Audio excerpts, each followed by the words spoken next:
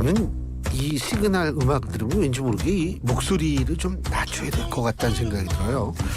예, 이 시그널 음악과 함께 시작하는 코너 여러분 뭔지 아시죠? 여의도 청년전지인데요. 오늘 3부와 4부에 걸쳐서 두 청년 정치인과 함께 현안에 대해서 풀어보려고 합니다. 지금 이 자리에는 두 분 나와 계십니다. 한 분씩 소개해드리죠. 먼저 국민의힘 장해찬 전 청년 최고위원이십니다. 안녕하십니까? 네, 안녕하세요. 장해찬입니다. 예, 그리고 더불어민주당 박상민 전 최고위원 나와 계십니다. 어서 오십시오. 네, 안녕하세요. 박성민입니다. 예, 저 오늘 좋아요. 일부 빼놓고는 다 청년들만 나와가지고 예. 아유, 뭐 저도 젊어지는 기분이에요. 예. 아니 젊은 사람들이랑 자꾸 이렇게 하면 좋죠. 예.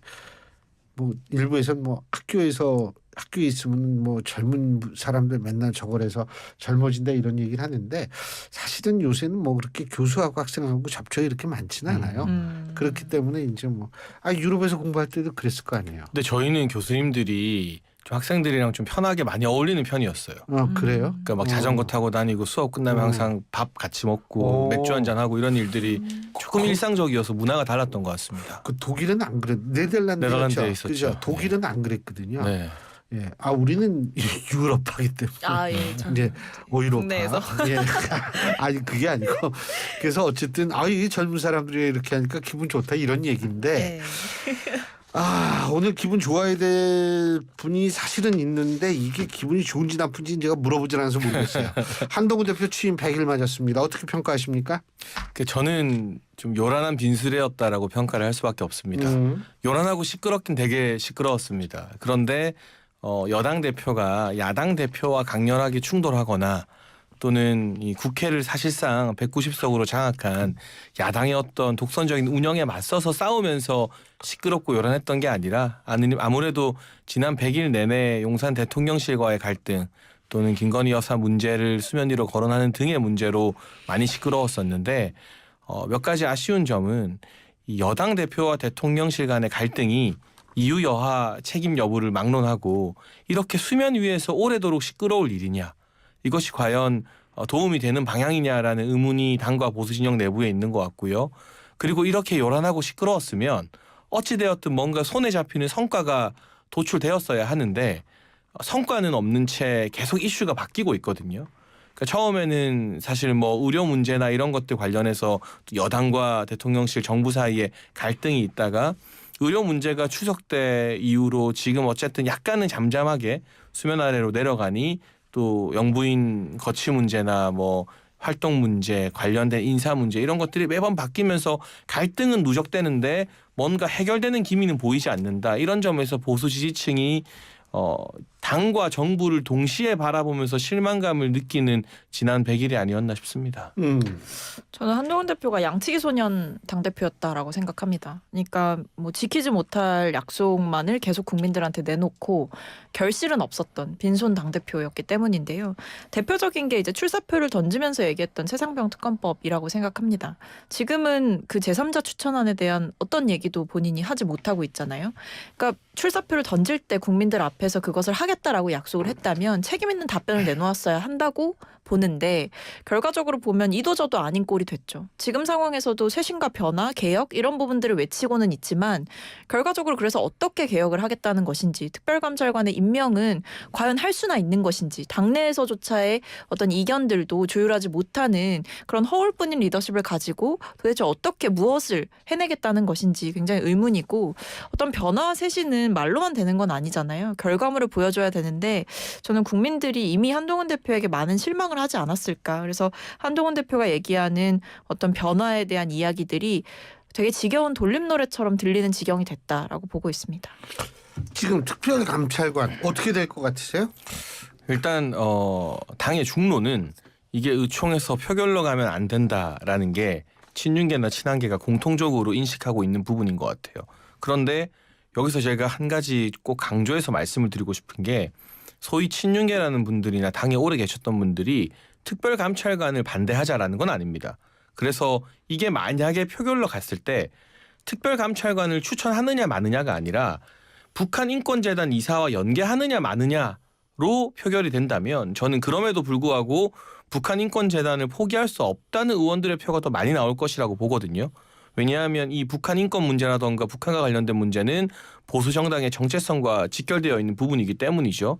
그런데 어쨌거나 뭐 친윤계든 친한계든 표결까지 가는 것 자체에 대한 부담감과 그 이후에 후폭풍에 대한 걱정은 하고 있는 것 같아서 한동훈 대표와 추경호 원내대표가 만나서 이야기를 하고 접점을 좀 찾아 나가야 될 문제라고 보는데 만약 어떤 협의점이 도출되지 않고 이게 공개 의총이나 비공개 의총이 열려서 거기서 또 서로 간의 성토가 쏟아지고 뭐 비난과 비판 또 한동훈 체제에 대한 평가 또 친한계에선 추경호 원내대표 비판 막 이런 게 나와버리면 그때부터는 정말 수습하기 힘든 지경으로 당이 어려워지는 부분이라 이제 오늘부터 또 다가오는 다음 주까지의 한 주, 그러니까 의총을 11월 초에 연다고 하니까요. 한 일주일 정도 시간이 남았다고 볼 때 이걸 어떻게 관리하고 수습하느냐 또한 한동훈 대표 리더십에 굉장히 큰 영향을 끼치게 될 것 같습니다. 근데 가정이에요. 만일 이쪽에서 특별감찰관 우리 추천하자라고 이게 결론이 나진다면 민주당이 그거 받아들여질까요? 받아줄까요? 근데 일단 민주당은 특별감찰관 임명을 답이라고 생각한 적이 없어요. 그러니까 민주당의 입장은 특별감찰관이 아니라 특검이 답이다 이렇게 보고 있는 상황이거든요. 그러니까 이게 논리적으로 보면 저는 한동훈 대표의 말장난이 좀 이어지고 있는 상황이라고 보고 있는데 특별감찰관을 임명하면 마치 모든 김건희 여사와 관련된 문제가 해결된다라고 보고 있는 것 같아요. 근데 사실은 그렇지 않거든요. 왜냐하면 지금 김건희 여사와 관련해서 문제를 삼는 여러 가지 일들은 과거에 일어났던 일들이에요. 과거에 일어났던 일들이고 이 부분에 대해서 검찰의 수사도 굉장히 공정하지 못한 방식으로 이루어지고 있기 때문에 이 부분에 대해서 따져보자 하면서 특검을 하자라는 거거든요. 근데 특별감찰관을 임명한다라는 것은 어떤 미래의 리스크를 관리하고 예방하는 차원인 것이지 과거에 있었던 문제들에 대해서 김 여사에게 책임을 묻는 그런 형국은 아니거든요. 그래서 지금 한동훈 대표는 말로는 변화와 개혁, 뭐 쇄신을 이야기하지만 막상 김 여사 문제에 대해서도 굉장히 동문서답을 하고 있는 게 아닌가라는 생각이 듭니다. 근데 그 특별감찰관이 반드시 과거의 문제만 미래의 문제만 예방적 차원이 아니고 이석수 전 특별감찰관처럼 과거의 문제도 이게 문제가 있으면 수사 의뢰할 수 있다 이런 얘기도 있더라고요. 근데 이제 문제는 수사 의뢰를 할 수 있는 거고, 그러면 이제 검찰에서 받아서 수사를 한다, 뭐 이런 개념이잖아요. 맞아요. 근데 지금까지 검찰의 수사가 뭐 주가 조작 문제도 그렇고 명품백 문제도 그렇고 있었지만 결과적으로 불기소 처분을 했고 그 과정에서 그 뭐 출장 조사니 황제 조사니 이런 논란도 있었지 않습니까? 그렇기 때문에 뭐 검찰의 그 과거의 사건을 의뢰한다? 그것조차도 저는 좀 아마 그러지 않지 않을까라는 생각이 드는 것이고, 그리고 이 부분에 대해서 뭐 특별감찰관이 임명된다라고 해서 뭐 주가 조작 문제에 대해서 다시 들여다본다라고 했을 때 뭐 특감이 말씀하신 대로 수사 의뢰를 할 수 있을 뿐이지 뭐 계좌 추적을 한다거나 아니면 압수수색을 한다거나 이럴 수 있는 권한은 없잖아요. 그러니까 강제력이 있는 직접 수사를 할 수 있는 권한이 없기 때문에 특감으로는 답이 되지 못한다라는 거죠.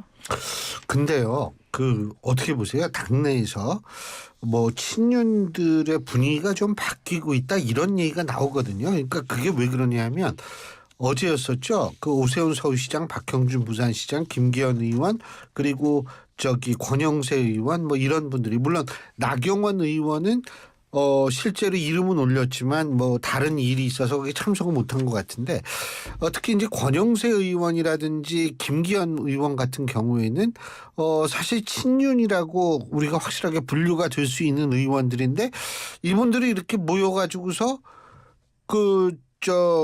이 김건희 여사 리스크에 대해서 공개적으로 얘기를 했다라는 사실 자체가 이게 분위기 변화라고 어떻게 볼 수 있을까요? 어떻게 보세요? 그러니까 사실 그 중진들의 메시지에서도 핵심은 한동훈 대표가 당정 갈등을 자꾸 야기하는 게 옳지 않다라는 거였지만 대통령실에 대해서도 결자 해지라는 단어를 썼잖아요. 그리고 최근에 언론 보도를 보면 친윤으로 분류되는 의원들도 대통령의 임기 반환점을 맞아서 뭔가 지금 침체되고 있는 여론을 돌파할 수 있는, 그리고 국민들께 더 가까이 다가설 수 있는 조치들이 필요하다는 인식은 분명히 가지고 있습니다. 그런데 소위 말하는 친윤계나 친한계와의 차이라면 뭔가 해결책이 필요하고 해법이 필요하다는 것 자체를 부정하는 게 아니라 친윤계에서는 이 대통령실 내부에서 고민하고 방법을 숙고해서 그 시간표대로 뭔가 국민들께 이거를 다가가야 된다, 알려야 한다라는 것이고, 친한계는 저희가 지금 봤을 때는 시점을 딱 정해놓고 약간 윽박 지르는 것처럼 보여지거든요. 그러면 실제로 어떤 행동이나 소위 말하는 조치들이 선행되더라도 이게 한동훈 대표가 대통령을 윽박질러서 대통령이 무릎 꿇는 것처럼 보이는 것은 남은 2년 반의 임기를 이끌어가야 될 대통령실 입장에서는 또 받아들이기 어려운 정치적 해석일 겁니다. 그래서 한동훈 대표도 솔직히 자기가 하고 싶은 말 지금까지 어느 여당 대표 이상으로 필요 이상으로 충분히 했기 때문에 오늘 아침에 나온 뭐 강명구 의원의 인터뷰나 이런 걸 보면 뭐 인적 쇄신이 되었든 뭐 사과가 되었든 어떤 방법이 되었든 이제는 대통령실이 고민하고 결론을 내놓을 때까지 우리가 조금만 지켜보고 또 다른 산적한 문제들이 많지 않습니까? 이재명 대표와 관련된 문제, 국감에서 민주당에 보여준 독선적 국회 운영과 관련된 문제, 상설특검, 국회 규칙 만드는 문제 등등 야당과 맞설 문제에 지금은 조금 집중하자. 그리고 시간이 지나도 아무런 변화가 보이지 않는다면 그때 또 이야기를 하는 게 어떠냐라는 완급 조절. 그 부분을 친윤계가 강조하고 있는 것이지 그러니까 이 방법론의 차이인 것이지 방향성 자체를 가지고 뭐 의견이 다르다거나 하는 건 아닌 것 같아요. 근데 아시겠지만 정치는 이 방향성이 같아도 어떤 방법으로 가느냐가 사실 처음과 끝이라고 생각해서 그 부분에서는 아직까지 친한계와 친윤계의 간극이 크다고 볼 수 있을 것 같습니다. 근데 그 11월 2일 날 그 저 민주당은 뭐 바깥으로 나가는 모양이에요? 네, 예? 장외투쟁을 할 예정인데요. 이죠? 네. 예. 뭐 김건희 여사의 그 최근에 있었던 검찰 수사의 문제점들을 또 규탄을 하고, 그러니까 그것으로 이제 대변되는 이 지금 총체적인 상황의 문제점을 지적하기 위해서 또 국민들의 분노를 담아내기 위해서 밖으로 나간다라고 보고 있습니다. 그래서 당에서 사실 이 장외 집회를 하는 게 좀 오랜만이에요. 이제 뭐 지난번에 몇 달 전에는 아니 그 오랜만이 아니라 그 다수당이 그 압도적 일당인데. 그러니까 이게 그 전에 언제 했냐 보면 이제 최상병 특검법 때 한번 했었거든요. 그러니까 그 정도로 사안의 중대성이 있고 그리고 국민들의 여론이 어떻게 보면 한 곳으로 좀 모아지고 있고 그리고 굉장히 좀 국민들의 분노가 큰 사안을 직접 다뤄보겠다라는 생각인 것 같습니다. 근데 그 뭐 어떻게 보세요? 그 저 조국 혁신당은 11월 10일 날 윤석열 대통령 탄핵 소추안 초안을 공개하겠다 그러고 물론 지금 당장 민주당은 탄핵 얘기는 안 하고 있어요. 근데 11월 2일 날은 아마 그런 얘기 안 할 수도 있는데 11월 9일 날이 민주노총을 비롯한 그 윤석열 대통령 퇴진 뭐 무슨 대규모 장외 집회를 갖는다 그러고 이러면은 이게 슬슬 방향성이 글로 가는 건 아니냐라는 분석도 있는 것 같더라고요. 근데 아무래도 11월에 두 차례 예정되어 있는 이재명 대표의 1심 선고에서 유죄가 나오느냐 15일, 마느냐가 25일. 네, 네. 분수령이 되겠죠. 둘 중에 하나의 재판에서라도 의원직 상실이나 이제 피선거권 박탈 유죄 선고가 나온다면 민주당도 조국 혁신당과 손을 잡고 더 강성으로 뭐 특검, 탄핵, 장외 집회에 돌입할 가능성이 농후하다고 보고요. 뭐 그럴 가능성이 낮지만 유죄 선고가 안 나오거나 형이 피선거권 박탈은 아니라면 그러면 아마 그까지는 안 나갈 텐데 저희가 예상하는 바로는 피선거권 박탈령이 하나는 나온다라고 보수 진영에서는 많이들 예측하고 있어서 11월 이후에 민주당과 조국 혁신당이 손잡고 탄핵몰이 하는 게 더욱 거세질 거라고 보수 진영에서는 내다보고 있습니다. 그렇기 때문에 하루라도 빨리 보수 진영 내부의 갈등이나 분열 요소를 조금은 멈추고 이 민주당의 거센 탄핵 공세 이 겨울 내내 장외 집회하는 것에 대한 전략적 대비가 필요한 거 아닌가 그런 차원에서라도 단일 대오를 보수 내부에서 더 만들어야 된다는 목소리들이 나오고 있는 것이고요. 저는 한편으로 국민들이 어찌되었건 190석이 넘는 의석을 이 범야권에게 만들어줬습니다. 그 말은 국회 안에서 충분히 행정부를 견제하고 뭐 이번 국감에서 보여준 것처럼 민주당이 마음먹고 상임위 운영하면 국민의힘은 여당이지만 손쓸 도리가 전혀 없거든요. 그 안에서 성과를 내고 비판할 걸 비판하고 또 국민들의 주목을 받아야지 거리로 나가고 장외 집회하고 하는 건 소수 야당일 때 하는 최후의 행동이잖아요. 그러니까 이 민주당이 과연 장외 집회로 나가는 게 이재명 대표 사법 리스크와 무관하다고 생각하실 국민들이 얼마나 될까. 그 부분은 민주당에게도 이 장외 집회가 장기적으로 좋은 수가 될 것 같지는 않습니다. 근데요. 그 질문이 하나 있는 게 네. 우리가 이 재판 결과 어떻게 나올지는 아무도 모르죠.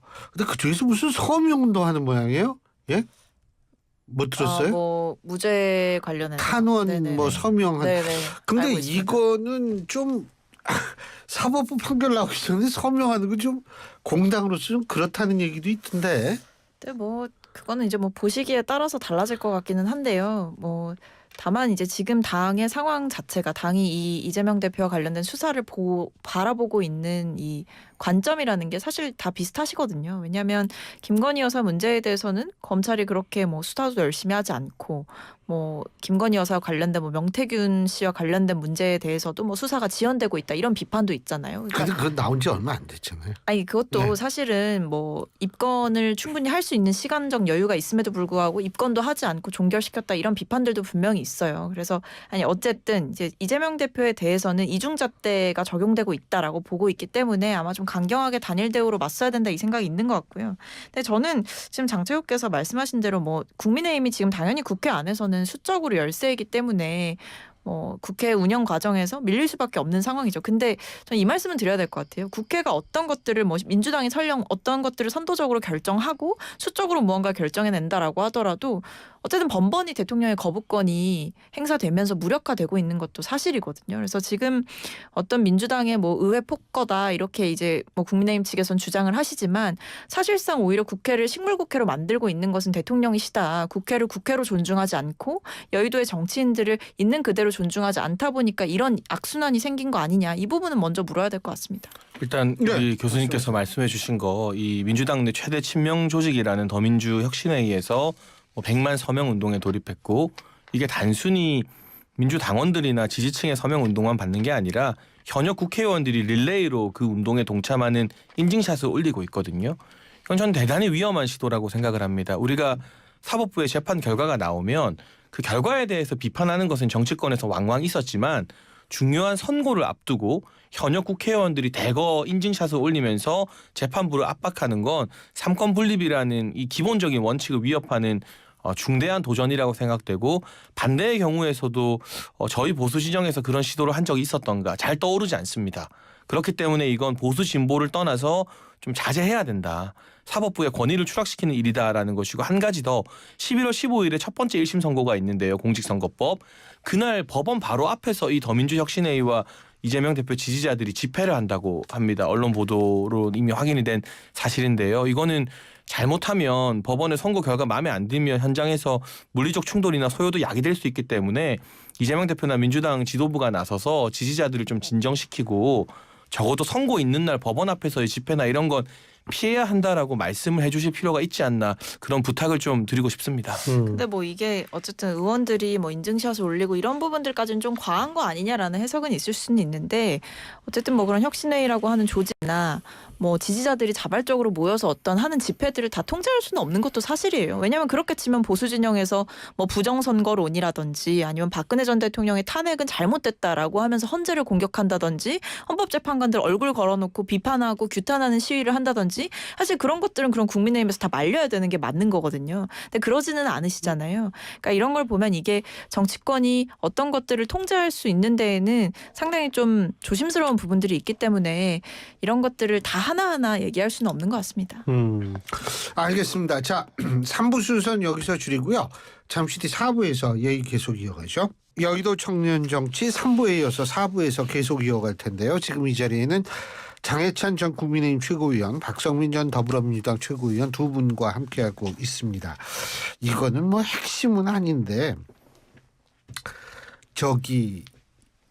그 장성철 소장께서 그 김건희 여사가 야당 대표에게 누군지는 언급을 안 했는데 전화를 해가지고 1시간 동안 하소연했다 뭐 이런 얘기를 한 다음에 그 다음에 누구냐 막 저거 했다가 이제 뭐 허은하 대표께서 이제 요새 입에 많이 오르내리고 있는데 이거 어떻게 보세요? 근데 뭐 이미 언론 보도로 사실이 확인이 된 것 같은데 일단 근데 이제 장성철 날짜는 틀려요. 소장의 말씀에서 굉장히 중요했던 건 시기잖아요. 네. 그런데 드러난 것을 보면 7월이래. 지금의 시기가 아니라 7월에 이제 허은하 대표의 시부모님 상이 있었을 때 서로 위로 문자를 주고받다가 통화를 자연스럽게 하게 된 것 정도가 확인된 거기 때문에 통화를 했다는 사실 자체를 제외하면 나머지 시점이나 주요 내용이나 이런 것들은 다 틀린. 시기가 다르면 내용은 달라질 수밖에 없죠. 그럼요. 그래서 저는 이렇게 정확하지 않은 내용을 카더라 가지고 언론에 공개하는 건 대단히 위험하다. 뭐 그 대상이 누가 됐건 간에 그 결과적으로는 허은하 대표도 좀 곤란해진 측면이 있고 그래서 이건 이 조문 관련된 어떤 위로와 관련된 이야기를 나누다가 잠깐 통화해서 뭐 그 당시 상황이나 뭐 이런 걸 이야기한 거지. 만약 그게 확인되지 않았으면 지금 최근에 전화해서 마치 지금 벌어지고 있는 상황에 대해서 하소연한 것처럼 호도하는 것과는 완전히 다른 문제 아니겠습니까? 저는 뭐 그래서 방송에 출연하는 분들이 의견을 말하는 게 아니라 팩트에 대해서 말할 때는 조금 더 조심하고 검증을 확실히 해야 된다라는 게 기본 원칙이어야 한다고 생각합니다. 어떻게 보세요? 뭐 저도 일단은 뭐 시부상에 대해서 위로의 이야기를 전하려고 연락을 하는 거는 뭐 그럴 수 있다라고 봐요. 왜냐면 이제 허은하 대표가 뭐 지금이야 개혁신당의 대표지만 과거에는 국민의힘의 의원이었고 뭐 대선 당시에 아마 같이 뛰었을 것으로 알고 있기 때문에 연락 정도는 할 수 있다. 라는 생각인데 다만 이제 연락을 해서 뭐 그 시점에 어떻든 간에 어떤 한동훈 대표에 대한 뭐 섭섭함을 붙잡고 이제 토로를 했다라거나 이런 거는 조금 좀 과한 측면이 있지 않나. 왜냐하면 이제 어떤 방식으로든 이야기가 나갈 수가 있고 새어나갈 수가 있고 그리고 그 한동훈 대표에 대한 섭섭함이 있으시다 하더라도 그것을 이제 굳이 허은하 의원에게 연락을 해가지고 뭐 1시간가량 통화를 했다라고 저도 들었는데 그렇게 이야기하는 것은 좀 도의에도 맞지 않고 정치적으로도 좀 부적절한 행위가 아닌가. 위로만 할 것이었으면 이제 위로의 마음을 전하는 것으로 끝냈으면 좀 깔끔하지 않았을까 싶기는 합니다. 근데 제가 알아본 바로는 뭐 그런 정치 현안에 대한 내용이 주가 아니라 요즘 어떻게 지내시냐 힘들지 않냐 이런 질문을 받으면 당연히 또 뭐 내가 뭐 조금 힘들다 뭐 이런 이야기 할 수 있는 정도에 가볍게 넘어가는 거였지 뭐 한 대표에 대한 평가나 뭐 정치 상황에 대한 이야기가 주였던 것은 아닌 것으로 알고 있어요. 그래서 허은하 대표 같은 경우도 이 사실을 알려주고 언론에 대하는 데 있어서 굉장히 조심스럽고 신중하게 접근을 했던 것이고 저는 부정확한 정보로 카더라를 만들어내서 이게 또 파장이 커진 것뿐 그 실체나 사실관계가 확인된 즈음에는 이게 그렇게 문제시될 만한 것은 아니라고 보고 있습니다. 근데 좀 제가 이해가 안 됐던 부분은 허은하 대표께서 또 그런 얘기 하시더라고요. 약간 용산에서 흘러나온 것 같다. 뭐 의도를 뭐가요? 이 이야기가 그러니까 처음에 출처가 뭐 그런 얘기가 그런데 그런 얘기를 왜 하시는 건지 조금 의아하긴 합니다. 이게 누구를 통해서 새어나가는지 모르겠지만 두 분 사이에 통하기 때문에 새어나간 쪽에 대한 책임을 회피하고 싶어서 허 대표가 좀 그렇게 말할 수 있다고 보는데 허은하 대표의 지금 비서실장 하시는 분이 그 처음 이걸 좀 잘못 알린 장설총 소장과는 매우 가까운 뭐 당직자 동기인가요? 뭐 그런 사이인 걸로 알고 있거든요. 그래서 이걸 일방적으로 어느 쪽에서 새어나갔다 이렇게 보기에는 저는 뭐 확인하기 힘든 부분이 있다고 생각합니다. 그렇죠. 뭐 그걸 어떻게 알겠어요. 그리고 지금 뭐 요새 텔레비만 틀면 뉴스만 보면 나오는 얘기가 뭐냐면 저 북한의 네. 러시아 우크라이나 파병인데 저는 개인적으로 뭐냐면 야당이 정부의 행위에 대해서 얼마든지 비판할 수 있다고 생각합니다. 예? 그런데 문제는 뭐냐면 국가 안보와 국방에 관한 거는 지나친 발언은 좀 오히려 더 좀 힘들게 만드는 것 아닌가라는 생각이 드는데 이재명 대표께서 얼마 전에 그런 얘기를 했죠. 우리나라 국정원 요원하고 일부 관찰단이 이제 간 것을 두고서 뭐 신문하러 가느냐 뭐 고문 기술자 보내느냐 등등 뭐 이런 식의 그런 식의 언어를 좀 쓰셨는데 이거는 어떻게 보세요, 우리? 근데 저는 지금 상황에서 그러니까 러시아와 우크라이나의 전쟁이 또 장기화가 되고 있고 어떻게 보면 북한의 파병으로 조금 더 이 전쟁이 확전되는 것 아니냐라는 이 국제적인 우려가 있는 상황에서 야당 대표께서 충분히 어떤 정부의 방침이나 방향성 뭐 암시되는 것들에 대해서는 충분히 비판하실 수 있다라고 봅니다. 왜냐하면 지금 상황 자체가 미국도 사실은 좀 거리두기를 하는 모양새고 그리고 나토도 거리두기를 하고 있는 상황인데 이 상황에서 사실상 대통령이나 아니면 이 대통령실의 고위 관계자 발로 어떤 살상무기 지원이 검토되는 듯한 메시지를 주는 것 자체는 굉장히 안보 불안을 야기할 수 있다라는 생각이고 더 나아가서는 이런 국제전에 우리나라가 참전하는 모양새가 돼서 마치 남북 대리전까지 갈 수 있는 양상으로 번질 수도 있다라는 우려는 충분히 되는 상황이거든요. 그래서 저는 오히려 뭐 이재명 대표의 발언에 대해서 왈가왈부를 하기보다는 오히려 어떤 이 국내의 정치적인 상황들 때문에 이런 안보 이슈를 역으로 이용하고 있는 것 아니냐라는 물음에 대해서 대통령실이 좀 명확하게 답을 해야 될 것 같고요. 왜냐하면 예. 이 부분에 대해서는 문자 메시지가 있었잖아요. 신원식 안보실장과 한기호 의원 간의 문자 메시지를 보면 뭐 이 상황들을 뭔가 이용하려는 듯한 모양새가 있었기 때문에 저는 지금 상황에서 야당 대표의 발언에 대해 제동을 걸기보다는 대통령실에 제동을 거는 것이 좀 먼저이지 않을까 싶습니다. 정확하게 이재명 대표의 워딩은 이겁니다. 국가정보원에서는 북한군 전쟁 포로를 신문하기 위한 신문조를 현지에 파견하겠다고 한다. 제정신인가라면서 이게 전쟁놀이인가, 고문 기술을 전 세계에 전수라도 하겠다는 것인가 라고 얘기를 했습니다. 말씀하시죠. 과하죠. 그리고 우리 국정원의 명예를 모독하는 일이죠. 국정원이 지금 뭐 고문을 하는 곳입니까? 그렇지 않죠. 그리고 이 북한군의 이 러시아 파병은 전 세계가 주목하는 문제입니다. 지금 이 문제 때문에 윤석열 대통령도 연일 전 세계 주요 정상들과 통화를 직접 주고받고 있고요. 북한군들이 현장에 벌써 투입되었다는 보도도 있습니다.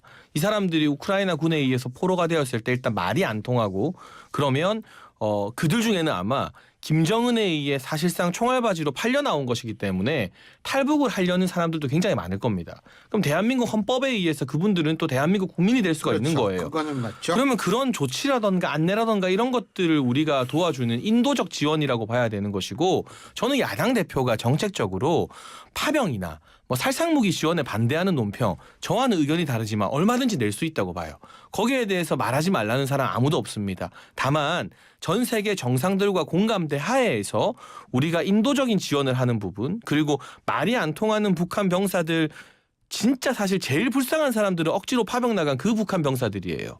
그 사람들 어떻게 보면 포로가 됐을 때 가릴 걸 잘 가려서 또 탈북할 수 있다면 그분들을 또 우리 대한민국의 품으로 안게 하는 그러한 인도적 작업마저도 고문운운하면서 비판하는 것은 이재명 대표가 11월 15일이 다가온다고 신경이 너무 예민해져서 과거의 어떤 막말하는 습관을 다시 좀 깨우쳐서 돌아가는 것은 아닌가. 비판은 하셔도 되지만 넘어야 될 선이 있고 넘지 말아야 될 선이 있는데, 국정원의 이 안내 지원단을 가지고 이거 일종의 인도적 지원을 가지고 고문 기술자 파견이다 운운하는 건 한참을 국제 정서와 동떨어진 잘못된 발언을 하신 거라고 봅니다. 근데 이제 이게 조금 주의해야 될 부분이, 고문 기술을 전 세계에 전수하겠다라는 얘기는 전수를 받는 쪽이 있다는 얘기거든요. 이거 우크라이나 쪽에서 상당히 이 부분에 대해서 예민하게 반응할 가능성을 배제할 수는 없습니다. 왜냐하면 전쟁 포로를 인도적으로 대우를 해줘야 된다는 게 이게 국제법인데, 이런 이 전수를 하겠다는 것인가, 제1야당 대표, 이 부분은 저는 사실 조금 굉장히 조심했어야 되는 것 아닌가, 이 국제적인 파장이 있을 수도 있는 문제가 아닌가 좀 걱정은 듭니다. 그런데 어쨌든 지금 그 러시아 파병도 지금 그렇습니다만, 근데 이거 뭐 양당 대표가 어떻게 만나기는 만나는 건가요? 좀 빨리 만나셨으면 좋겠어요. 아니 근데, 네. 근데 죄송한 얘기지만 오늘이 10월 30일인데 11월 2일 날 장외 집회 하잖아요. 네. 예? 장외 집회 하고 나가지고 만나기는 좀 여당 대표 입장에서 볼 땐 좀 그럴 것 같은데.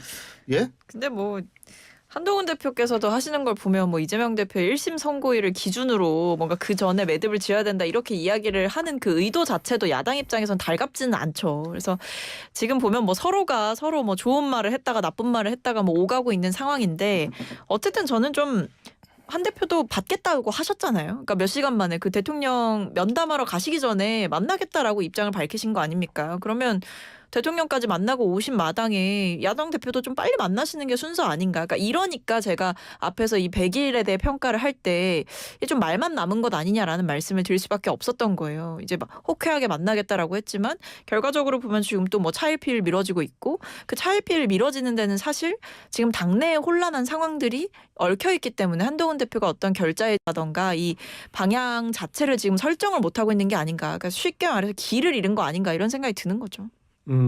어떻게 보세요? 이거 좀 빨리 만났어. 저는 이번 주에는 만날 줄 알았어요. 근데 이재명 대표 입장에서는 빨리 만나고 싶겠죠. 과거 1차 회담 때도 이재명 대표가 한동훈 대표보다 한 수 위의 면모를 보여줬다라는 평가가 정치권 전반에서 흘러나왔고, 한동훈 대표는 최근 이재명 대표와 밀착하는 듯한 모습 때문에 보수 지지층에서는 인심을 좀 잃고 있거든요. 그리고 이 2차 회담에 대한 긍정 회신을 언제 했느냐? 대통령과 면담 몇 시간 전에 했습니다. 그 타이밍을 두고도 사실은 보수 진영이나 국민의힘 당내에서 말들이 많았어요. 결정적인 게 얼마 전 모 언론사 포럼에서 두 분이 만났는데 두 분이 서로를 바라보면서 너무 환하게 웃는 사진이 대대적으로 이제 언론에 유포가 됐는데 이 사진을 한동훈 대표 측근들이 굉장히 치명적으로 생각했다는 소리를 제가 들었습니다. 아 그렇다고 뭐 노려볼 수는 없잖아요. 그렇죠. 거기서 뭐 근데 주먹질할 수도 없지 않습니까? 이 네. 대통령과 만났을 때의 사진과 너무 비견된다는 비교돼서. 거죠. 불과 며칠 차이인데. 그래서 대통령과는 사사건건 갈등하면서 이재명 대표와 너무 호흡이 잘 맞는 거 아니냐라는 불만이 당내와 보수 진영 내에서 분명히 있어요. 그래서 한동훈 대표가 호기롭게 이재명 대표 측 제안을 바로 받아놓고 그 뒤에 지금 약간 뜨거 하는 상황. 그러니까 한동훈 대표도 나름 이 보수의 전통 지지층 민심을 좀 돌볼 필요가 있다라는 위기에 직면해 있기 때문에 이 회담이 저는 한동훈 대표 측에서 당분간은 응답하지 않지 않을까. 그리고 한 대표도 일단 이재명 대표의 11월 15일 1심 선고 정도는 지켜보고 나서 그 이후에 이재명 대표를 향한 스탠스나 입장 등을 정리하지 않을까 싶어서 뭐 당분간은 제 전망이긴 합니다만 2차 회담이 성사될 가능성은 좀 낮아 보입니다. 그러니까 아마 한 대표 입장에서는 이런 계산이 있긴 할 거예요. 지금 특별감찰관 도입을 두고 당내에서 지금 말이 많잖아요. 그리고 뭐 의원총회에서 표결을 하니 많이 이런 얘기가 오가고 있고 지금 굉장히 좀 불편한 상황들인데 이것을 매듭짓지 않고 여야 대표 회담을 하면 뭐가 나오겠습니까? 이제 민주당 입장에서는 김건희 여사 특검법에 대한 한동훈 대표 입장을 이야기를 하겠죠. 그리고 거기에서 김건희 여사 문제가 사실은 최근에 조금 더 커지고 있는 모양새잖아요. 명태균 씨의 폭로라든지 아니면 명태균 씨의 녹취록 이런 것들이 강혜경 씨에 의해서도 나오게 되면서 김건희 여사의 문제가 점점 더 언급이 많이 되고 있는 상황이기 때문에 한동훈 대표 입장에서는 이 특별감찰관이라도 뭔가 마무리를 지어야 도입을 하고 만나야 방어할 명분이 있다라고 생각을 할 겁니다. 근데 그게 안 된 상태로 만나면 오히려 굉장히 수세에 몰리게 될 거예요. 그런 모습을 연출하기 싫으니까 아마 지금 답변을 미루고 있는 게 아닐까 싶습니다. 근데 이게 11월 달에 이제 오늘은 10월 30일이죠. 네. 오늘은 10월 30일인데 오늘은 100일이고 11월 9일인가요? 윤 대통령 반환점이요? 11월 9일, 10일. 9일, 10일 그때죠. 이제 그때 11월 초는 이제 또 그렇고 이게 스케줄이 계속 이제 이렇게 되는데 어떻게 이건 언론 보도예요. 언론 보도에 따르면 대통령실에서 인적 쇄신도 좀 하고 예? 뭐 여러 가지 뭐 제2부속실도 출범을 하고 뭐 이렇다고 얘기를 하는데 어떻게 이게 좀 약효가 있을까요? 어떻게 보세요? 일단 오늘 대통령실 고위 관계자발 보도를 보면 국면 전환용 인사는 없다라는 게 대통령의 뜻이라고 하고요. 그래서 임기 반환점에 맞춰서 뭐 기다렸다는 듯이 인적 쇄신을 하는 것이 아니라 연말까지 인사의 시간이 좀 길어지지 않을까. 그리고 이 인사라는 건 한동훈 대표가 언급했던 뭐 행정관급, 비서관급 인사가 그 사람들이 누군지 우리 국민들이 아무도 모르는데 그게 중요한 게 아니라 맞아요. 국민들이 알 수 있는 변화. 네. 그러니까 고위급이나 거물급이어야 하겠죠. 그런 부분에 대한 인사를 대통령실에서도 고민을 하고 있을 겁니다. 다만 여론에 등 떠밀리듯 11월 10일에 맞춰서 마치 우리가 이렇게 합니다라고 보여주는 것보다는 조금 더 숙고하면서 연말 즈음에 아마 그런 인사들이 있지 않을까 보고 제2부속실 설치는 그보다 빠르겠죠. 뭐 11월 초쯤으로 준비되고 있다는 보도를 제가 봤는데요. 그 외에도 대통령이 국민과의 대화에 나서거나 한 번 더 기자회견을 하거나 하면서 민감한 부분이나 어려운 부분에 대해서 낮은 자세로 솔직하게 소통하는 모습을 보여주는 것 등등이 다양하게 포함되어 있을 겁니다. 그래서 여당 내에서도 물밑에서 그런 의견을 대통령실에 지금 많이 전달하는 것으로 알고 있고요. 다만 이 대통령실과 여당의 관계, 정부와 당의 관계에 있어서 당이 으름장을 놓고 이때까지 이렇게 안 하면 가만히 안 있어.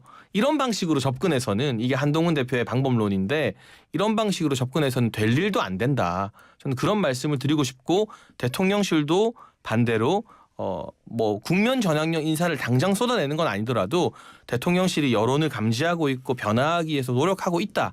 이런 모습은 차근차근 국민들께 보여드리기 위한 준비를 해 나가야 된다고 말씀을 또 드리고 싶습니다. 근데 저는 지금 뭐 대통령실에서 어떤 것을 해결책으로 생각하고 있는지는 좀 잘 모르겠는데요. 왜냐면 뭐 인적 쇄신도 안 한다 그러고 하니까. 근데 제2부속실 출범 정도는 좀 하려고 하는 것 같아요. 근데 과연 그게 답일까? 그러니까 정말 좀 이렇게 말씀드리기 그렇지만 1도 효과가 없을 것이다. 그것을 한다고 해서. 그러니까 제2부속실 설치는 이미 예전부터 나왔던 얘기고 그리고 지금 상황에서 제2부속실을 설치한다라는 것만으로 어떤 국민들에게 변화의 시그널을 줄 거냐 그렇지도 않을 거라고 봐요. 이미 김건희 여사의 서면 사과든 대국민 뭐 사과든 뭐가 나오든 간에 제2부속실 설치라던가 사과라던가 유감 표명이라던가 이런 것들이 효과를 발휘할 수 있는 그 골든타임은 지난 지 오래다. 그래서 저는 대통령실에 어떤 제2부속실 설치하고 짠 우리 이제 앞으로 잘할 겁니다. 여러분 믿어주세요라고 한다고 해서 국민들의 그 떠나간 민심이 돌아오지 않을 것이다. 이렇게 말씀드리고 싶어요. 어쨌든 이제 11월 달 아까 계속 우리 장해찬 최고위원께서 말씀을 하셨습니다만 이제 두 번에 걸친 1심 판결이 나오고 이게 이제 사실 저는 좀 무섭거든요. 이게 뭐가 어떻게 될지 모르겠어요. 진짜 엄청난 소용돌이가 벌어질 수도 있는 상황이 초래가 될 수 있는데 후반기 전국이 어떻게 될 거라고 보세요?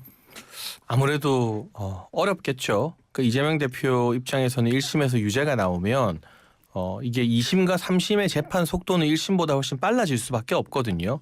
그리고 빠르죠. 이재명 대표가 재판 지연을 위해서 무더기로 불렀던 증인들을 2심, 3심에서 다시 부를 수는 없습니다. 그렇겠죠. 그러니까 재판 기간이 비약적으로 단축될 30은 거예요. 원래 법리만 따져가지고 하는 거니까 그렇잖아요. 그렇게 할 수가 네. 없죠. 또 조희대 대법원장이 일선 법관들에게 재판 지연을 해소해야 된다라는 주문도 내렸고 그래서 야당에서 의도적으로 이 3심 나오기 이전에 대선을 치러야 한다는 절박한 목표를 가지고 탄핵 드라이브를 걸 가능성이 대단히 높습니다. 다만 윤석열 정부를 향해서 변화해야 된다, 더 낮아져야 된다라고 말하는 목소리가 높은 건 사실이지만 그렇다고 해서 이 박근혜 정부의 탄핵이 많은 국민들에게 아픔과 트라우마가 됐는데 예. 그거를 또 하겠다? 그 이후에 혼란 상태를 또 겪겠다라는 예. 민심은 저는 존재하기 힘들 거라고 봅니다. 그래서 이재명 대표나 민주당도 1심 결과와 무관하게 예. 냉정을 되찾고 차분하게 전국을 유지하는 것이 국민을 위하는 길이다라는 충언을 좀 드리고 싶습니다. 알겠습니다. 50초.